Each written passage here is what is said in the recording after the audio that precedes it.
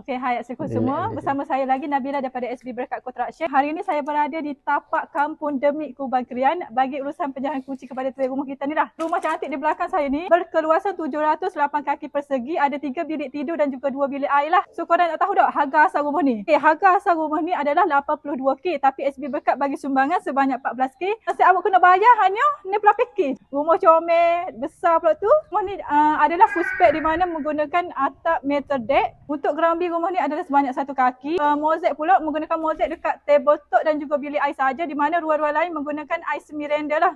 Full sealing kapur, full wiring dan juga piping. Cat set awak boleh color gapor, sealing kaki lima sekeliling rumah. Sealing kaki lima kita bagi. Lepas tu yang special rumah ni saya nampak lah, dia punya tingkap labuh, ada skirting, tali pinggir, syerah lagi kita buat. Memang nampak macam rumah banglo sebutir. Walaupun pertama kali saya nak ucapkan terima kasihlah sebab memilih SB Berkat sebagai kontraktor untuk bina rumah cik dan puan lah. Okey, first kali cik boleh royak tak? Cik buat rumah ni dengan SB berapa? Saya buat dengan SB Berkat dengan jumlah 68,000 sahaja.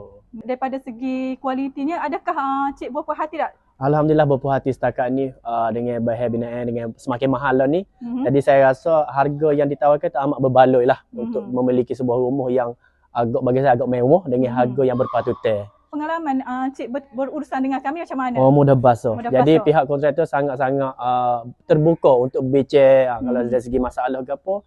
Pihak kontraktor sangat berbesar hati untuk baki, untuk menambah baik semua kekurangan yang kita maklumkan kepada pihak kontraktor lah. Kenapa cik dan puan memilih kami? Sebab sebelum ni saya memang lama dah nak buat rumah. Jadi kita banyak buat survey, kita banyak selidik kontraktor yang ada. Tapi kita rasa dengan SB Berkat kita dapati harga yang ditawarkan sangat murah berbanding kontraktor lain. Dan kita percaya dengan hasil kerja SB Berkat. Cik nak recommend tak kepada orang tengah-tengah rancang buat rumah tu untuk servis-servis dengan SB kau kan? Saya sangat-sangat recommend lah, sangat-sangat mengalu-alukan kepada orang luar untuk buat rumah dengan SB Berkat sebab kualiti kerja sangat bagus dengan lepas tu timing yang diberikan menepati masa. Perasaan setelah tengok rumah siap, comel, dalam murah, hari serah kuci pula, gimana rasa hari ni? Alhamdulillah sangat-sangat berbesar hati, sangat-sangat gembira lah. Yang tu saya rasa saya serahkan kepada isteri saya. Saya rasa dia lagi happy lah. Apa pasal awak saya? Alhamdulillah, syukur ada rumah sendiri dah. Rumah comel, dalam murah, lepas tu comel kita buat macam banglo. Saya nak ucapkan tahniah sekali lagi sebab siap dah rumah idaman sendiri ni.